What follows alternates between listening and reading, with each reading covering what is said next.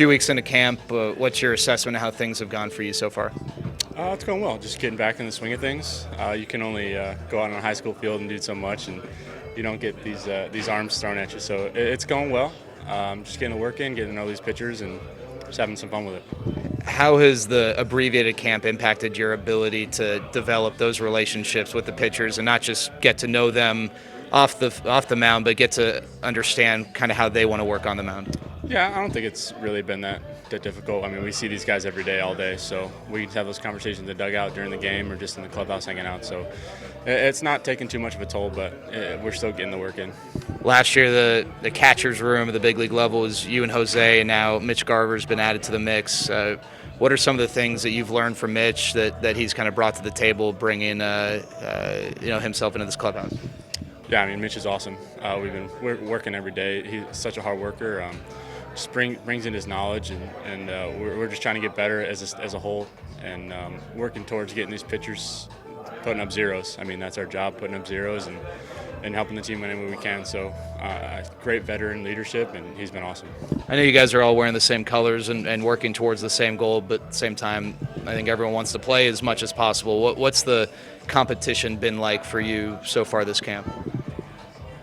That's a good question. I feel like I've been in competition every year in pro ball, so it's nothing new. I mean, it's the business of the game, and everybody wants to play, but we also want to win. So they're going to put the best team on the field that gives us that best chance of winning championships. So that's all you can really ask for. You made your major league debut with Oakland. You were there before you were with the Rangers. Marcus Semien was a part of Oakland's organization for a while, so you had some time shared with Marcus. What should people expect from Marcus on the field and in the clubhouse? Just consistency every day. This guy comes in, works his ass off. Sorry about that, but he works so hard, and he's going to be the veteran, the leadership that we need in this clubhouse to go out there on the field and win every day. Just consistent dude, just one of the best guys you'll meet, and he's awesome. I think one of the things that's most impressive about you as a catcher is your arm strength. Is that something you've just always naturally had, or what are some of the things you've done to take advantage of your arm and make that a big weapon? Yeah, it's just the work in the off season, playing long toss, playing catch, and just keeping it in shape. Fortunate not have injuries, knock on wood, but it's just trying to keep it healthy and keep it strong through the off season. Bobby Wilson helps kind of run that catcher's room. What sort of things have you learned from him, and what sort of value has he provided as a recently retired major league catcher? The value he's added you can't even quantify it. I mean, everything that I'm on the field is because of him today. So he's just brought in so much hard work and dedication to us just to make us better, and that's all you can really ask for. He's been unbelievable person. I mean, you're laughing every day in the dugout and in the bullpen. So he keeps it light, but he's also going to work hard, and that's all you can really ask for. Buffalo Bills had a good year. The overtime rules kind of got in the way. What are your thoughts on the NFL overtime rules? I don't know. It's kind of, we don't talk about it in our household till this day. I mean, it was a great game. I guess the old Bills adage is we'll get him next year, so we'll see how it goes. Perfect. Thanks, Joe. Yeah. Appreciate it. All right, Charlie, what's your assessment of camp so far? A little different this year, a little different vibe. I think it's a little bit more relaxed. A little sense of urgency, but I think the team did a good job, the organization did a good job this offseason by changing a few things, and yeah, I'm excited for it. Why did you decide that this was the best fit for you to return?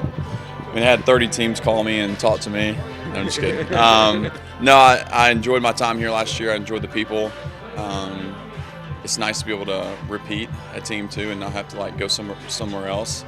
And I saw there was another opportunity for me to come in and help the team. And yeah, it's just nice to be back in this clubhouse.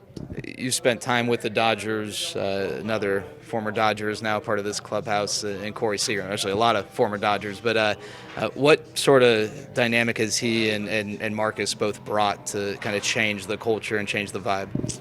I mean, obviously, what they do on the field speaks for itself. They're leaders, but they lead by example. Just their consistency each day. I know it's only been a couple weeks so far for spring training. But you just kind of see how they work, see how they prepare, and nothing too flashy with them. But yeah, they're professionals, and kind of just leading and everyone can follow a little bit. You just absolutely crushed lefties last year. What worked so well for you last year in the box when a left-hander was on the mound? Yeah, I think it's a little lopsided. I obviously feel better against lefties. The other numbers I think were just a little skewed, but I think it's something obviously to continue working on. I know that I feel good against lefties, and the more at-bats I can get against righties, the more comfortable I can feel to just kind of build on last year. And there's a lot to work on, and I try to do that this offseason. So just try not to get ahead of myself and take each situation as a win-win and just think positive. Other than just getting more reps, is there anything specifically when you look back on last year against righties that you wanted to focus on this offseason? I think just having a clear approach and a consistent approach. And when you see other guys doing the same thing, you can kind of feed off of that. And that's been a plus in the past, being on certain teams that, you can kind of just feed off of one another and just kind of pass the baton and just kind of one consistent mindset. It definitely helps. And, just being ready to hit, trying to keep it simple. You're a big comic book guy. The Batman just came out. Who's most likely to play the Batman in this clubhouse? In this clubhouse? Man, that's a good question. I think the guy that would probably look the best in a Batman suit would be Adolis. I think that would be kind of cool. I'll go with Adolis. Who's most likely to be a villain of Batman in this clubhouse? Ooh, who would you say? That's a good question. I asked the questions. You asked the questions. Why can't I ask the questions? That's a fair point. Corey Ragsdale. Corey. That's a tough one. Corey. He's in the clubhouse. All right. I mean, maybe Cole Calhoun. I'll go Cole Calhoun. He's a trip. Yeah. That'd work. Awesome. Appreciate it, Charlie. You got it. Feel in this outing compared to your last one? A lot better. Had a little bit more fun out there. Played the game. Executed some pitches. Still got a little bit too big and some deep counts. Tried to do a little bit too much with some 3-2 breaking balls and some tough counts there. But part of it, knocking off the rust, getting back into it. It's a great lineup out there. Those guys are very good hitters. They've been good hitters for a long time. So a lot of fun competing with those guys, and looking forward to getting another go at them. How's the leg or the thigh? It's good. Yeah, it's all good. It didn't get me as bad as I originally thought. It looked pretty bad, I know, but no, it's just a little skin mark. So as of right now, it's all good. What are you taking from what you did last year and taking it into this camp? Yeah, I mean, I learned a lot last year, learning a lot now.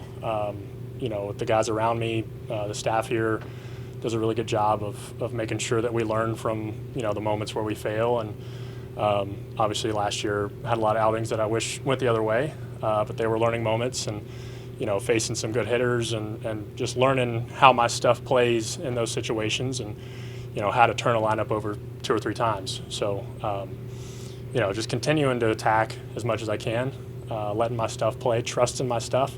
That's the big one. Getting into those deep counts and knowing that I have the pitch to get an out, no matter who's in the box. Not trying to do more, do extra, et cetera. So, still getting there and looking forward to the next time out. What was that pitch that got hit out? Fastball. Yeah, more. Was trying to establish a slider, threw a good first pitch slider. Threw the second slider off the plate and was trying to go fastball away, and leaked out over the plate, and that's what he does. He hits those pretty hard, looks to pull the ball. So, it's a more of an important pitch to execute. And if I'm going to miss there, probably need to miss the other direction. Don't ever want to miss over the plate, but when that happens, tends to not be seen again. So. Where did that ball hit you? Was it the thigh or? No, it was like the calf, outside of the calf, it is. right there. Yeah. I can see the shot. Yeah, little guy. That's all good. Yeah. If I was a better athlete, I would have found a way to get the glove in front of it, but guess that's another learning experience right there. But no, it's all good. All good. Feels good. Putting weight on it, walking around. Adrenaline's gone now, and still no pain. So bodes well for next time out. talk about like trusting your stuff and then kind of the mental side of what you're learning, but getting hit like that and having an adrenaline rush, like is that in a weird way like a learning experience? Like, oh, pitching with adrenaline here in spring. Yeah, no, I mean every time I get the ball and there's people in the stands and we get, especially a lineup like that, there's going to be adrenaline. Just the fact that we get to compete against those guys and go out and do what we love. It's finding a way to calm those nerves, calm those emotions, use them to enhance your stuff to make you better instead of the other way around. So it's all part of it. Looking forward to, like I said, the next time out, another chance to go out and compete. What's the main adjustment you've made going into the 2021 season? 2022, sorry, I keep forgetting what year it is. Yeah, no, it's all good. Really just pace in my delivery, using my body a little bit better, being more efficient, using the changeup a little bit more, using that fourth pitch to bridge my other pitches, to get into better counts. So, being able to get in advantage counts and use my spin is really good for me. So being able to use that fourth pitch to get there has been pretty helpful. Are you doing anything different this year mentally? Not really. Trying to get into more of like a pre-pitch routine, just being more organized with my thoughts and trying to keep everything simple, really, and just going out there and letting it fly and having fun. Options or I think it's just a matter of, we got AAA starting soon. AAA breaks on Thursday. I've said this the last couple of days. We just have to make moves a little faster than we normally do. It's a little bit unfair to the guys. Some of these guys have only been out there a couple of times.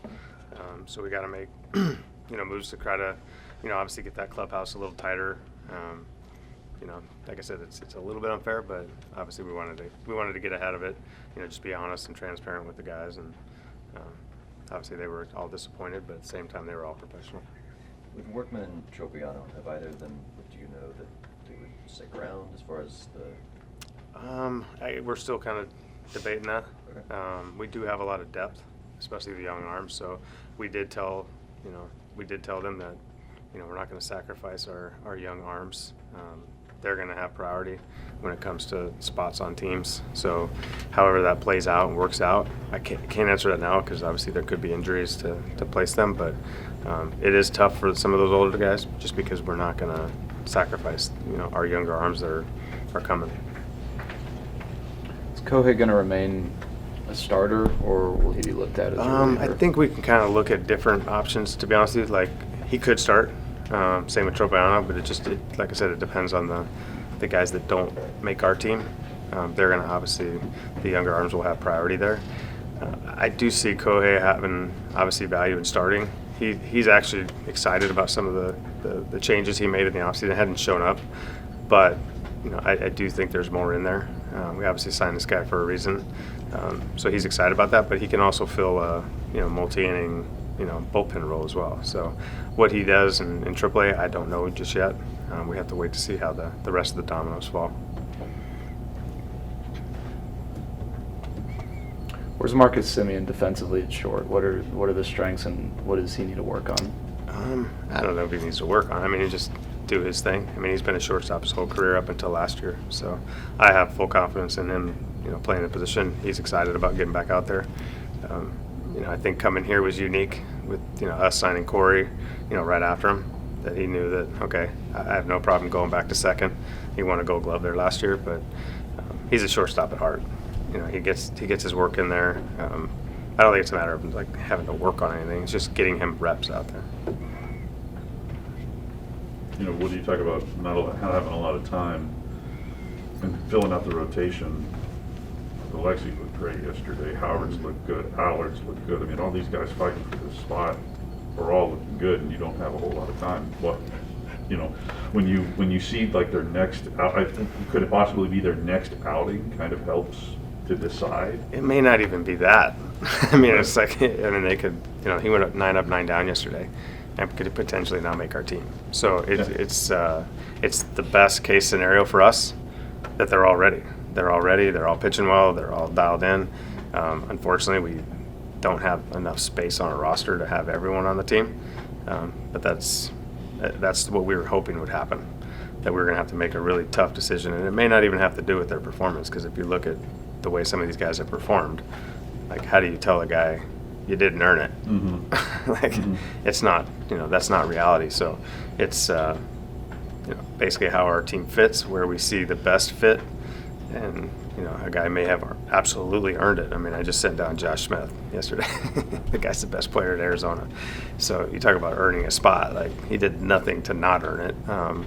So I think some of these pitchers are going to fall into the same situation.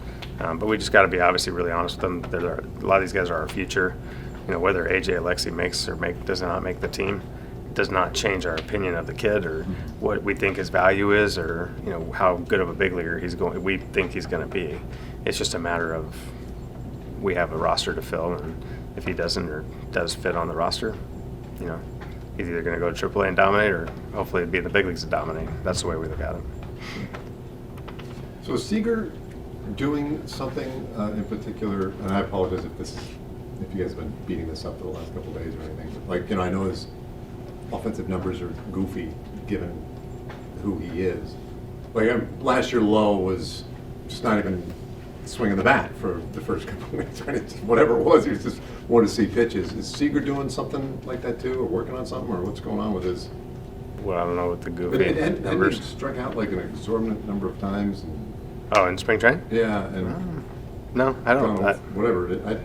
I don't think no. I mean, it's the Corey I know. I mean, he's super aggressive early in the count, and he's constantly working on his swing, and I don't see anything. I mean, it's it's spring training. He's trying to get his timing, trying to I don't see anything that's alarming. I don't know, maybe you saw some numbers that alarmed him. I thought I saw something like he punched out like 13 of his last 17 ABs or something like that. I sure did, but what's that? I know Cody Pellet. Yeah, I don't think Corey has. Oh. Yeah, I don't think. Yeah. I was kind of confused there. I was like, well, maybe he's not swinging at the first pitch, or something's kind of odd. But no, I think.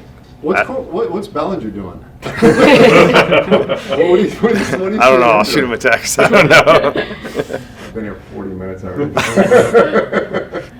Good question, Dave. Hang with him. Training for everybody.